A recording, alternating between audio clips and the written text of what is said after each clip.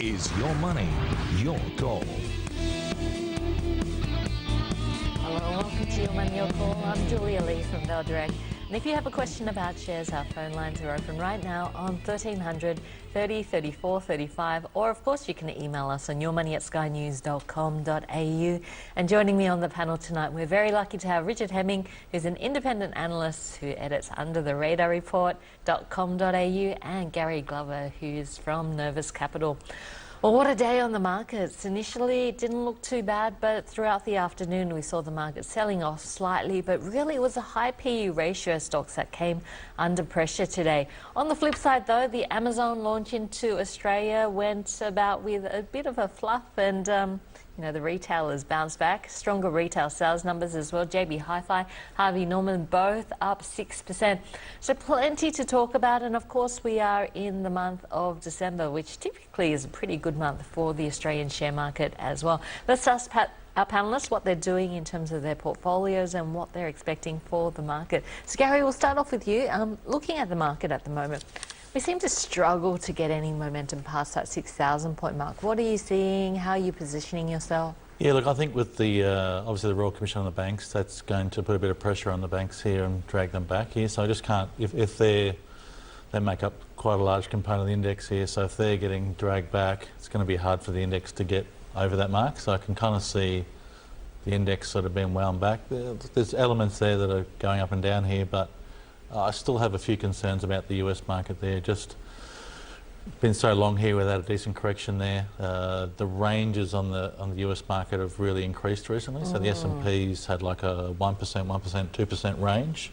That doesn't sound like a lot, but when you consider it hasn't had a 3% correction in, the world's falling in. Some like over 200 or 300 days or something like that. It's quite significant, a period without much of a pullback. Seeing that the vol starting to pick up here is something to be just a bit mindful of. So do you see that as a characteristic of a positive bull market, or it's time to be cautious and see a major... Yeah, volatility generally occurs at one of two spots. That's usually at a low after it's a bit of a washout and you see the big ranges there, or at a high when you start to see indecision occur. So you see the market's had pretty low vol. The VIX has been pretty low here most of the time here. So you're expecting to see a big move? Just seeing some signs here that you're seeing volatility pick up here, which should be a bit of a warning signal for the US market. Yeah. And what type of move would you be expecting? Look, I'd be happy just to see like a 5-10% correction here personally, just a bit of cool off here. It's been very hot here for some period. I just get the feeling there if we do have a little bit of a bubble burst, it might, just because we haven't seen much selling here for a while, that I just don't think it'll be drawn out. I think if we have a bit of a breather, it'll be quick. So what, back to 5,500 here, or what type of numbers? Look, if we saw like a 10% drop here, I think that'd be that'd be ideal. But yeah, I'm not sure it's going to come here. I just seeing vol pick up here, so just tell me to be a bit cautious here. Okay, so Gary's seeing some warning signs. I know you like the small end of the market, Richard, and today, unfortunately, we started to see a bit of turbulence for the small end of the market. Really, it started with the tech sell-off over in the US, and some of the industrial stocks coming under pressure. And of course, here in Australia, we have seen stocks, especially in the tech sector, being sold off, but also stocks like Galaxy, BWX, which have typically been high PE ratio stocks, as well as Xero. So in the small cap space, are you seeing this as an opportunity to buy, or are you holding? I don't know. I don't even think you'd call Galaxy a kind of PE stock. I mean, you have to have earnings, don't you? But I definitely think the market is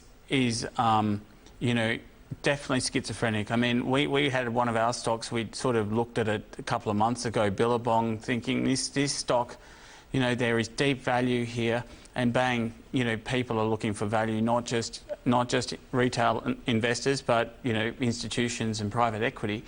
So people are looking for value, which goes to your first point about some of the high PE stocks being sold off, and people are very sceptical because we're seeing some of the retailers really struggling. Like, even though they had a better than expected number in the retail sales data, I mean, you just have to look around and see, like, Oriton went out of business this week. So there's a lot of, I guess, skepticism that if a company is trading on a high PE, that it will continue to do so, and people are going to look to sell off, very quickly into this sort of market. I think Gary would agree there. It looks like both our panellists are pretty bearish on the market shorter term. We do have a viewer email though, so let's go to Leah, who asks, retail stocks were in the green today. Hooray! Is this Amazon story overdone, or should I brace myself for a Myer sell-off? Good question. We saw stronger retail sales numbers, which, you know, had a bit of an impact, but still it was a mixed performance for those retailers. I think the biggest story was that, you know, Amazon here in Australia, we didn't see major discounts coming through. And look, I had a look and it didn't look too interesting at all. And I had an order from Amazon arrive from the US today as well. Gary, is this an opportunity to jump into retail stocks here? Has a sell-off been overdone? Yeah, look, I've been saying for the last month here, there's definitely some value in that sector there. I do think that the Amazon thing has been overdone. I think that there's just too much doom and gloom with and look, Amazon are really aiming, if they do well there, they're probably going to pick up maybe 2% of the market here, and that's still only a small piece there. What you're seeing today with Amazon is that they don't have a great product offering.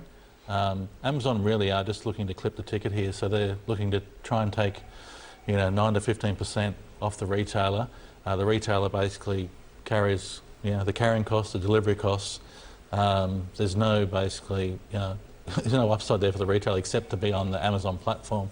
So you saw there wasn't a lot of product there on today. The prices weren't that cheap there. I think I saw some retailers were indicative that maybe 3/4 of the pricing was cheaper elsewhere. A lot of the products that were on display there. So I think Amazon's going to take a little while here. Obviously they've had a few hiccups getting set up here. So seasonally, Christmas is always a good period for a lot of the retailers here, particularly discretionary. So wasn't a surprise to see some of them pop today. And obviously retail sales figures were a little bit better than expected as well. So yeah, yes, it is a hard space here, but I think maybe too much doom and gloom is priced in here, and the market is in a range-bound market, so we're going to see the swings up and down here. Okay, so Gary thinks there's value in the retailers. I mean, part of the problem is that we've seen problems with the retailers, and some retailers having a pretty hard time of it, or even going bust without Amazon entering into the fray at all. So I guess Myer's the big case thing, in point. Yeah, Julie, the big thing for retailers is fixed costs. Lease payments. What got Myer unstuck? Oroton unstuck. Myer's not unstuck, so I don't want to cause a run tomorrow on Myer. I mean, that would be the last thing we'd want to do here on Sky Business. But we've been buyers around these levels in Myer's in our big cap portfolio. But I would say that it's a very small portion of our portfolio. So when we talk about retail, Julia, I think it's important to differentiate between all the different retailers. This is a highly sort of discretionary retailer, and they do have a good foothold in Australian, in Australian consumer world, but they do have big fixed costs, and they're in the middle of a turnaround strategy, and there is a lot of ructions at board level. And from a small cap perspective, you never like to see problems at the top of the company, because it rarely translates to growing the bottom line. So I think Myer is one for those who aren't afraid of taking some risk. I think if you're talking retail, a probably safer bet for us would be Wesfarmers or Woolworths or even Metcash. Okay, so going the staples route, would you be buying Myer here, Gary? I think Myer can go high here, but it's still, I've got it in the high risk basket. So yeah, on Woolworths is on about 22.5 times earnings here. I think Wesfarmers is again back up to the top of the trading band in terms of where it's traded for the last 5 years. So well, they have a lot of problems, don't they, Wesfarmers, with their sort of UK strategy. So there's a lot of question marks hanging over the new management at Wesfarmers. I mean, that Richard Gordon, he was like everywhere. He was like on that Tiki Fullerton show every second night or something. So there's a few question marks being asked over the Wesfarmers story, whereas Brad Banaducci at Woolworths is kind of kicking all the goals. So yeah, I mean, we sort of like it where there's a bit more question marks, a bit more uncertainty in terms of investing, which is Okay, so you see opportunity when there's a few questions and I Oh. guess a bit more negativity in terms of the stock because, you know, there's not a lot of positive things being priced in. So I guess in terms of Myer, you know, Gary's saying that there could be a bit more of an upward move, but still not his favourite in the space. And Well, it's hard to have a favourite when it's been so. It is a genuine turnaround story. I mean, we've yet to see Myer's strategy sort of really translate to the bottom line. So, but you know, it's like a small cap, I think, because you really got to have big faith in management. Were you hoping for a bit of corporate activity there? Is that your... Well, I mean, that was one of the reasons. You know, lose sort of 11%. It's sort of, you know, he's like one of those retailers who you never write off. He's like the ultimate in sort of staying power in Australian retail, really. So yeah, that's a factor. I mean, it certainly was a factor when we bought Billabong. I mean, that's for sure, when they had two private equity sort of companies on the register. so I guess retail looking more interesting than we've seen it look in a long time, especially with a bit of a lacklustre offering by Amazon entering into Australia. Let's go to our first caller of the night. We have Mark on the line from Broken Hill. Mark, welcome to the show. How can we help you out today? Yes, I've got two stocks there. One is the Lepetico LPD and the lithium space, and another one's Strike Energy that are operating in the Cooper Basin, close to infrastructure and all, and I just wondered has anybody had any input into those? Mark, sorry, I couldn't hear the first stock. LPD. LPD. Yeah, which has gone from a cent to about 8.5, and then now back to 6. So looking at Lepico, looking at, I guess, smaller end of the market, LPD, Lepetico, $168 million. Look, it's been a pretty good couple of months, going from a cent to about 7 cents and back at 5.9 cents. But look, today the stock down 9%, which is only 0.6 cents. Gary, what do you think of this one? There's a lot of stocks and charts here that are very similar. Graphite, lithium, cobalt. They've all basically probably gone up maybe 4 or 5 times. And at this stage, maybe half have raised money after those big moves. So you're seeing all these raisings getting done. So taking that share price gain and trying to monetize that and raise some money there, because they're generally they're all running usually on a on low fumes normally. So good chance to raise money here. So yeah, so that's the risk with a lot of these sectors. They'll pop, run, raise equity, all of a sudden cool off here. So that's what it is. Would you be buying it? No. Okay. No. But if it comes back, maybe, yeah. So LPD, I guess we're looking at the lithium space, the company aiming to be a competitive lithium chemical producer by the end of the decade. Look, it's the magic word, anything to do with battery power at the moment. Do you have any Well, favourites in we've this covered, space? I mean, we've covered the lithium sector pretty extensively. Not that I'm by no means the expert on that, but I would say that the ones that are producing or near production are the ones that we favour, because I think cash will talk, and these are companies that have take-out agreements, so they've got contracts that mean that their production will go through. They've got certainty of funding, and they've got, I guess, in such an opaque market where lithium's not traded on an exchange, you really need that sort of action. Like Pilbara Minerals, we like the mining contractor one, Mineral Resources, Orocobre. I mean, they're three that just come to the top of my mind. What's interesting for me, Julia, is just a divergence in lithium between those companies that are kind of going down the brine route in South America, like Orocobre, which is like a lot more technical, versus the kind of Australian ones that's a lot less technical but a lot lower yielding. And Australians really stepped up in this sort of market with these rock-based lithium companies, and that's what's, I guess, impressed investors. And we think it's got further to run, because like we were a big believer in this electric car phenomenon. I mean, generally with commodities, the time to think about getting out is when a whole heap of supply hits the market. When are we going to see that in terms of lithium, Gary? Oh, Or have we already started to see it? No, we haven't seen any much supply. Yeah, look, I do think there's a bit of length in what's going to occur here, but you're just seeing, you're seeing so many stocks here have a run, and then, this is done an announcement rights issue.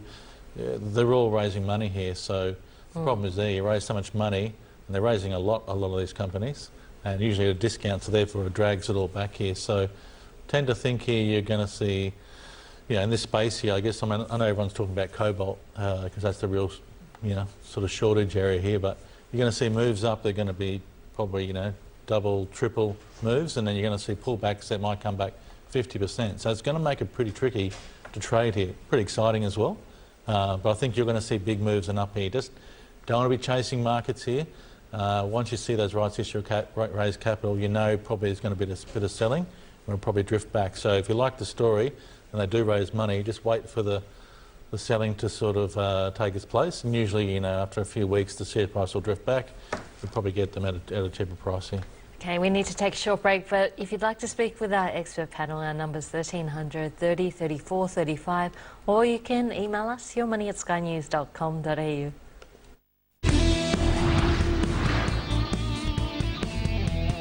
Your call.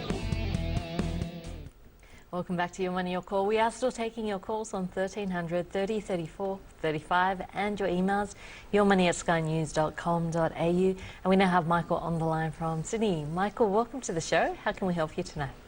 Yeah, g'day Julia. I'm just in Crowd Mobile. It's CM8 is the ticker for it. I've been watching it for a little while and I notice it's coming off quite a bit from its high. But have a look at the business model. It looks quite interesting and nearly net debt-free. It's like about $10 million a year EBITDA, something like that. So looks like 4 times is all it's trading at. So just wondering, looks like it's in Europe, just wondering whether it's the sort of thing, A, someone might look to take private, and B, like what sort of multiple should I be thinking about to try to value something like this? Sure, so having a look at trying to price Crowd Mobile. Interesting company. CM8 is a stock code there. I'm once again looking at the smaller end of the market, but the company is looking to be debt-free in 2018. I guess this company started off with trying to match experts to questions, so question answer type of models, and that particular division, I think in the last year was up 26% in terms of revenue. But more than that, now they have a whole lot of mobile apps which they derive revenue from, and now also moving into the influencer space, which I suppose there's a component of marketing, so trying to drive sales through influencer campaigns. So look, an interesting company here, but a smaller one, and certainly a new technology one. It is the smaller end of the market, so let's go to Richard first and ask him about Crowd Mobile. What do you think? Yeah, it definitely is the smaller end of the space. I mean, these sort of companies, they have to operate just so quickly because they're operating beside gorillas, and they have, we always question just how much competitive advantage they have. With Crowd Mobile, I think, over the years we've been doing this, it sort of regularly pops up, doesn't it, as a candidate for one of those sort of hopeful, sort of great hopes of the investor, but it's never kind of it's never really delivered the kind of profitability that has led to it being re-rated. And like one stock we covered was Mobile Embrace or something, and it doesn't take much for these sort of companies to downgrade because their business model is so I guess it's so intangible.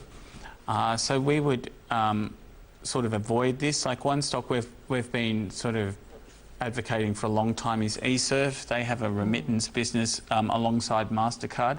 So, at least they're alongside one of those gorillas. And I think,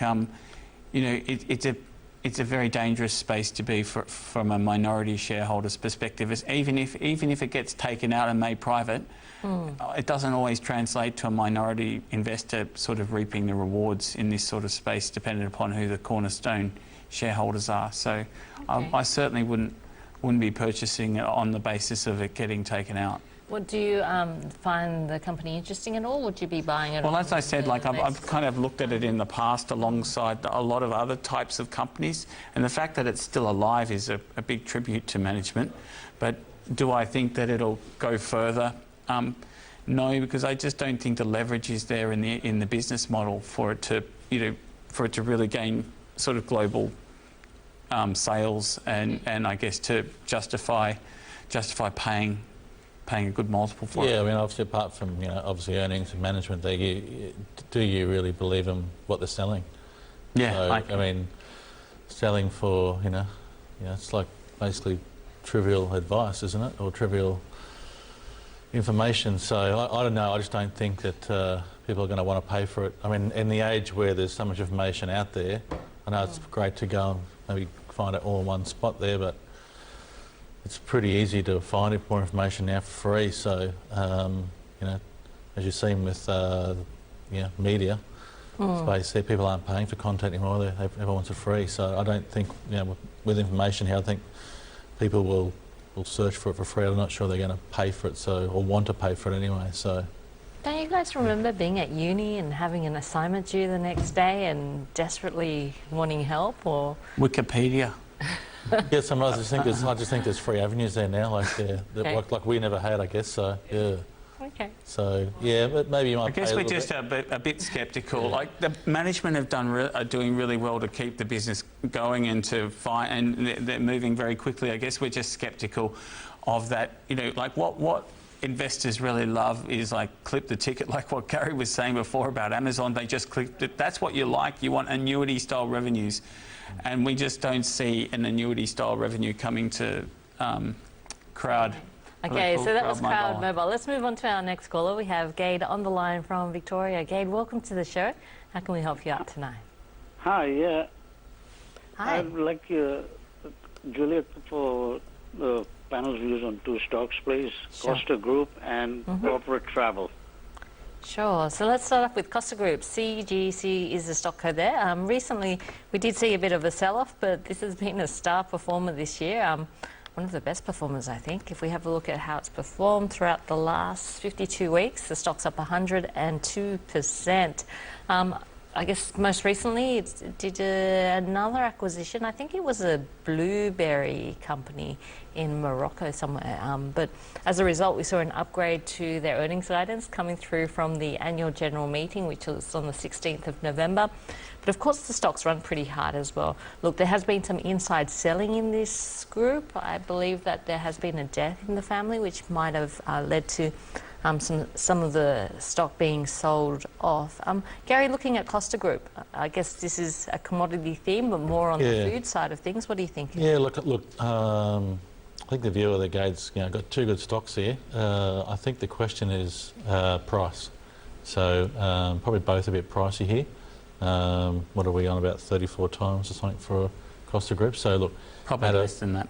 Had a fantastic run here. A little bit hot here. Probably one of those stocks that you'd probably want to see a bigger correction there. Maybe just a slightly better price element. I noticed Corporate Travel had also got a bit hot, similar to Webjet and also Flight Centre. Just got too expensive, so they had a bit of a pullback here. So I think they'll go slightly deeper here, the correction there. But that's probably one to keep an eye on. Actually, the CTD might get back to value point quicker than Costa anyway. Okay. I guess that's the problem when you have, a business that's basically a family business that has become bigger and bigger and bigger. When the family still owns quite a substantial stake, I think it was estate planning which prompted a sell down of about $100 million worth of shares, and I guess the latest pullback that we've seen in terms of the share price. But, Well, we tend to trust sort of businesses that are family. Like in the small cap world, the family is a bit more predominant, and they do tend to have a longer sort of vision than kind of your professional manager and more stake in the game. And like Jerry Harvey's a classic example of that over the long term. Probably in our world, Freedom Foods has been a very good performer for us, the Perich family. So I don't think family sort of is something to look down on. In fact, I'm in a family business, so I tend to sort of look upon them favourably. What Gary was saying before was, I think, the key point. I mean, when they get down to these low yields of 1 to 2%, you know, you don't need much to go wrong for I guess, the stock to get doubly hit. So, you know, you can often see, you know, well, what's happened, there's been no bad news, but yet the share price is severely underperformed. And that's because often, I guess, people are just more and more people are just taking profits because, you know, the shares are just getting too expensive. So it's a timing issue, I think, with these sort of companies. I mean, they are at the quality end of the sphere. A timing issue in terms of, okay, you've got to wait, you've got to be a bit patient to get them, you know, and not chase. We don't believe in chasing stocks. Okay. Well, unless they're going to go up further I own up. Costa Group. And I like Costa Group. It's been one of my best performers this year. But the other stock was corporate travel. And I guess looking at corporate travel, here's another stock which, in terms of its business, looks quite attractive. It has operating leverage. It's made a number of acquisitions since it hit the market. I think around about 7 acquisitions, and each acquisition has materially contributed to its earnings growth story and the track record of upgrades. We love stocks in an upgrade cycle, and this certainly looks like one that has been in an upgrade cycle recently. But in terms of the share price action, what do we think is going to happen here? What do you think, Gary? Yeah, so look, it's what's come back quite a bit here from 24 back to under 20. I mean, we're trading, 34 times. I know there's probably earnings revisions up there, so we can always edge that a little bit lower, but we're still pretty pricey, aren't we? So, look, I don't know. I think it might come back a bit deeper here, actually. So Double top, back down to $18? Yeah, look, I think 16 would be awesome if it came back that far. But maybe CTD. Maybe 19 that's the last little high there. So sometimes in a strong trend, if there's only having small pullbacks, they might come back and just sit on the old high. But something closer to 16 might be a little bit tastier. Okay, so looking for a pullback to 16 from Gary. How about you, Richard? What do you think of corporate travel?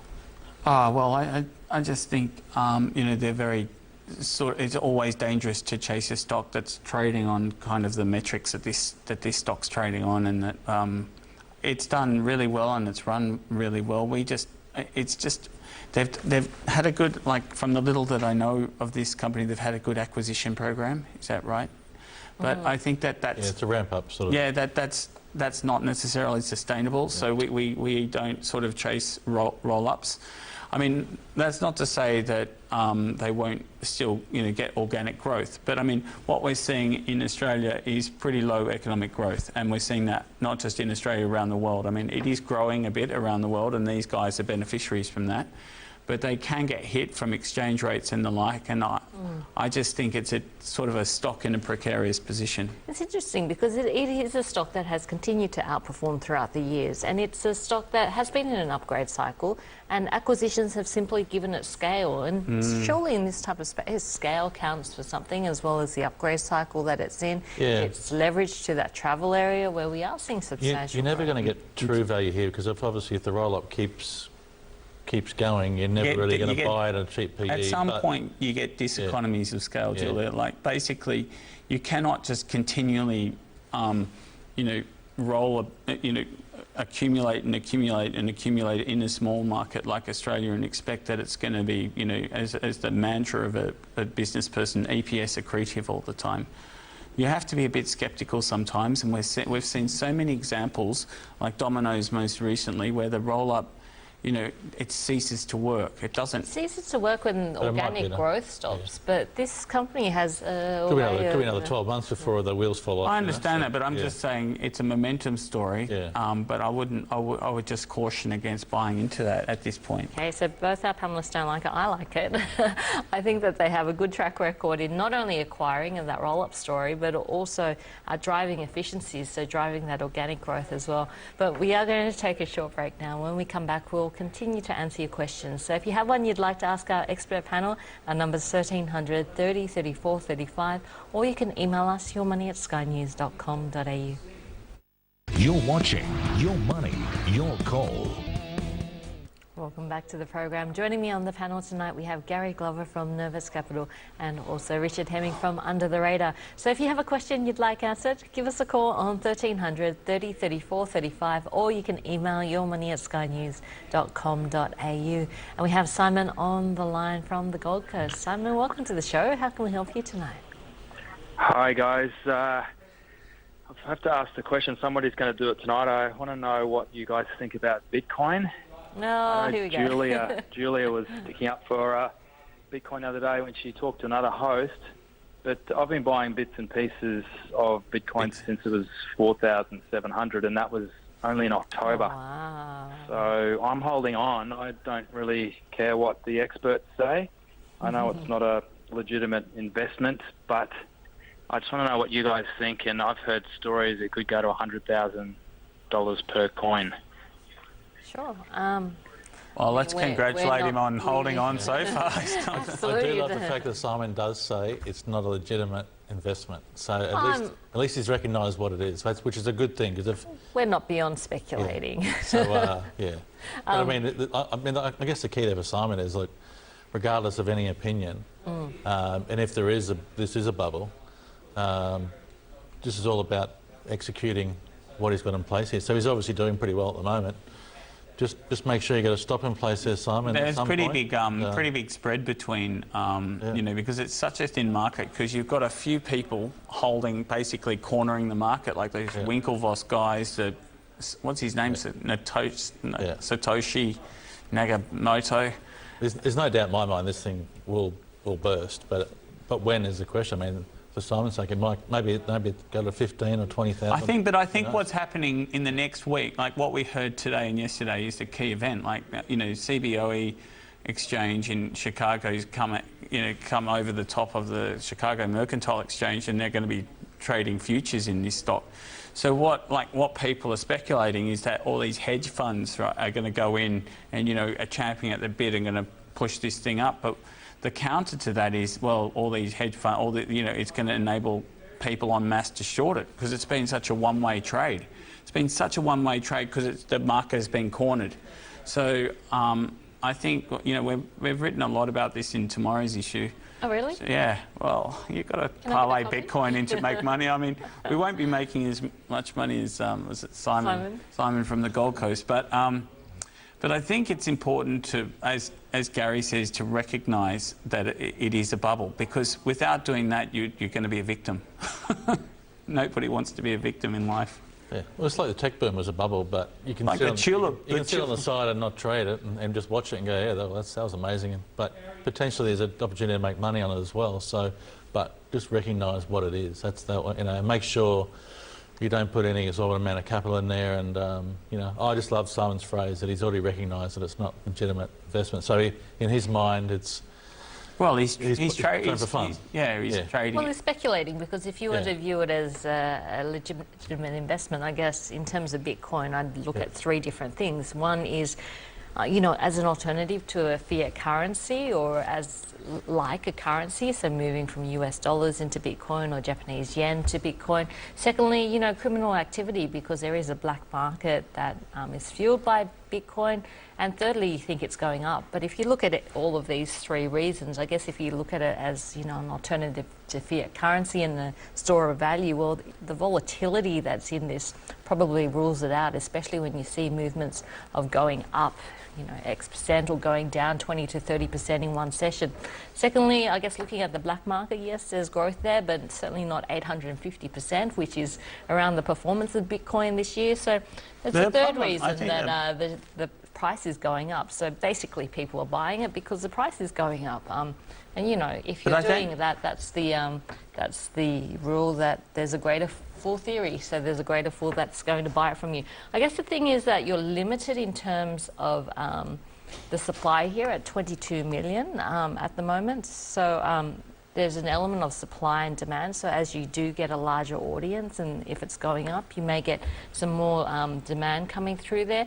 But I guess one of the other interesting things is blockchain and Ethereum, which allows you to, I guess, have more inbuilt information into this cryptocurrency, which underlies the premises for blockchain. So I guess more institutions are involved in it as well. But interesting phenomenon, and I guess we're talking about it because it has seen such strong returns. The question is it going to continue to do so, and what does happen when you do let it loose into the financial community, which is what the futures exchange over in the US is talking about at the moment.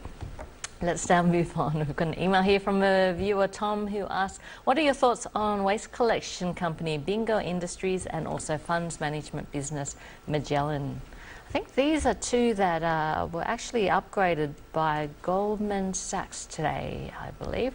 Bingo Industries, it's added to its high conviction list. Magellan Financial Group also received an upgrade today. I'm not sure from what broker. Let me just look that up. Magellan Financial Group.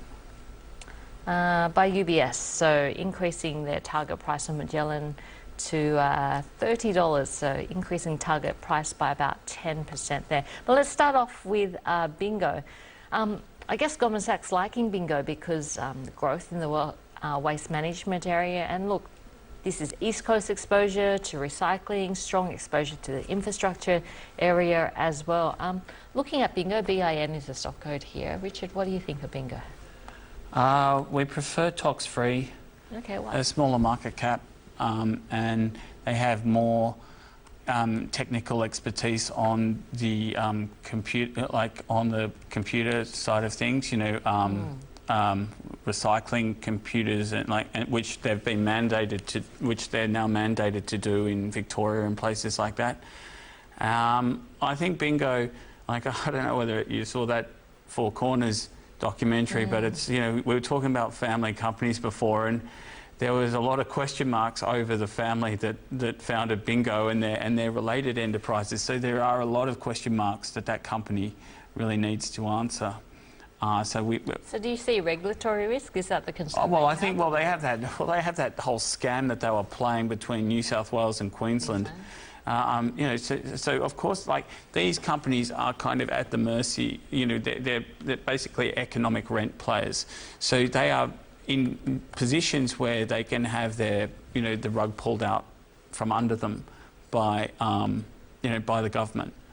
And we've seen what the fallout from that kind of action can happen in the education sector, and there's no, and you know, arguably, you know, the rubbish sector is you know, in more danger, so of being, I guess, you know, their activities being curtailed by the government. Okay, so Richard rubbishing Bingo. What do you think, Harry? Yeah, look, I'll probably leave it alone, actually. Probably, Okay. yeah, to sort of stay away from it. I think Magellan's probably a better company there, but it too has had a pretty nice bounce here, actually. I did notice it did break up the last few days there, so, but look, I think it can go a little bit higher, Magellan, but not too much. I think it's, again, getting a bit pricey here, so maybe it can go back to $28 a little bit further, but yeah. Well, the thing about Magellan is, like, their satellites own so few stocks, so there's a lot of risk. You know, there's a lot of stock-specific risks that goes into each of their funds. And the one that's been on the burn, you know, going really well has been Platinum. So in terms of probably a safer bet, I'd say Platinum than Magellan. Okay. For my. Yeah, I think it's already run, but Platinum's already had a... Yeah, it has had a good run, hasn't it? Yeah. Yeah. So liking Platinum, I mean, looking at Bingo, Goldman Sachs initiating it as a buy, putting it on its high conviction list, $3.40 target. The stock up 4% on the back of that news, but still ending at $2.35, so potentially $1 upside there, according to Goldman Sachs. Looking at Magellan Financial Group, Richard nailed it when he said, you know, there's concentrated stock risk, and one of the things that we've seen coming back is the tech stocks over in the US, and Magellan, of course, is a big holder of US technology stocks. You're not worried about that at all in terms? Oh yes, I mean, I think the US market is very expensive here. So what's Amazon on about 140 times earnings? So you've got to be worried there. You know, what are we, the second most expensive market of all time? So we should be a little bit nervous. And I about, think also with those tech stocks, you have to take a breather, because Congress is coming down hard on them for different reasons. So you can't expect that it's just going to be all their own way the whole time. So they have some headwinds sort of facing them. So it's not like they can just plunder the world at will. On that note, Although Amazon can come close. On that note, we're taking a short break, but we'll be back to answer more of your questions in just a moment. And of course, if you'd like to speak with us, our phone lines are open on 1300 30 34 35, or you can email us, yourmoney@skynews.com.au. You're watching Your Money, Your Call. Welcome back to the show. Let's go straight to our next caller. We have Neil on the line from the Gold Coast. Neil, welcome to the show. How can we help you tonight? Yeah, hey, how are you? Yeah, Good, listen, how you doing? last week I watched the interview at the AmChan conference with Andy Penn, speaking about technology stocks, and it was quite an in-depth interview with all the small businesses they've got coming along, and the 5G network, and all the et cetera, and it was really quite positive. I was thinking about backing the truck up actually and getting a few more, but I think they have come up a little bit. But Telstra has revenues even at the moment of a bit over 30 billion, yet their market cap is only 40 billion and a bit. And if you've got a bit of time, could you have a look at Cube too? Thanks. Sure. So having a look at Telstra and Cube Logistics, let's start off with Telstra. TLS is the stock code there. Look, it looks like some of the brokers are agreeing with you, Neil. We've seen an upgrade coming through for Telstra.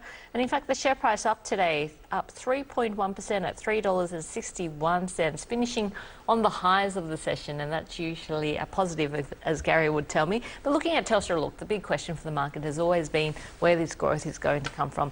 NBN, yes, the earnings from that is going to be delayed, but a delay means that you're still going to get hold of the cash in terms of the rollout. But look, next year, are we even going to be talking about NBN? Is it all going to be about 5G and new technology? What do you think, Gary? Yeah, look, I'm kind of with Neil here, actually. I do like Telstra here. I did cover actually this week in my weekly report, and just because technically it actually went down to a new low and then didn't follow through, actually bounced. There was big volume. It was almost a bit exhaustive, but in a range-bound market here, we see these false breaks all the time, and we normally get a bit of a trading bounce. So just from a short-term perspective, it looked good. But I noticed a few of the fund managers were talking about, I know they've got issues with NBN there, but there is going to be, as I say, the next 2 years is going to be some big NBN payments there coming through. A lot of good judges think that Telstra have been conservative in their revenue and the dividends, and they're hoping to come out on the top side of that. So, yeah, I do think it's interesting here. I think it's undervalued here. So, is it going to shoot the lights out? I'm not so sure, but I think the stock can recover here, and I think it'll actually trade higher from here, but probably more of a steady move rather than an awesome, exciting move. Yeah. Okay, and I guess we haven't seen a mass exodus from retail investors of Telstra as expected. The yield's still pretty attractive there. Would you be buying Telstra here? Yeah, I think Telstra is a great counter to have in the portfolio because, your major risk to the Australian market is on the domestic side of things, the banks, and on the, global side of things, BHP and the, the China boom or the China growth sort of comes under pressure. So Telstra is a very good company that is going to be there, even if they don't answer your, calls when you complain. But the other thing about Andy Penn, which the caller mentioned, which I think is pretty a good point, is that he's one of the smarter operators in the sector in our view. And he has made a very brave decision, as Gary was pointing out, in cutting the dividend. And bravery can pay off. I mean, we've seen bravery pay off with Qantas when that guy sort of stopped the dividends or cut them, to win the war against Virgin. So we tend to believe that the growth from Telstra will happen. They are the gorillas. It's just that, there's never been more uncertainty about that. So investors don't like uncertainty, but it can be an opportunity to buy. So that's where we come from.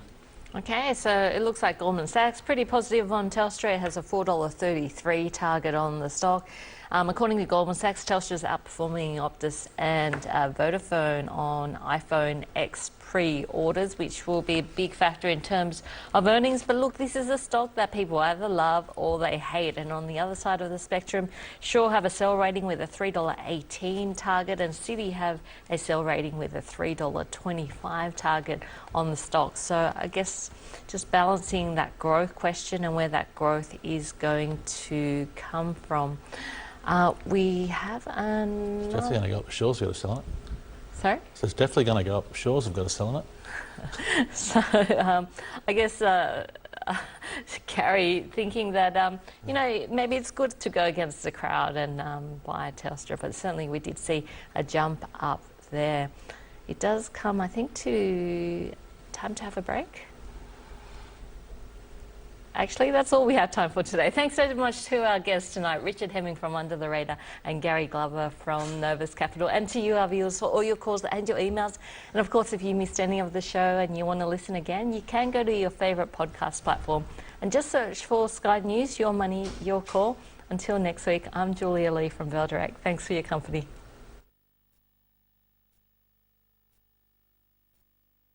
Information presented.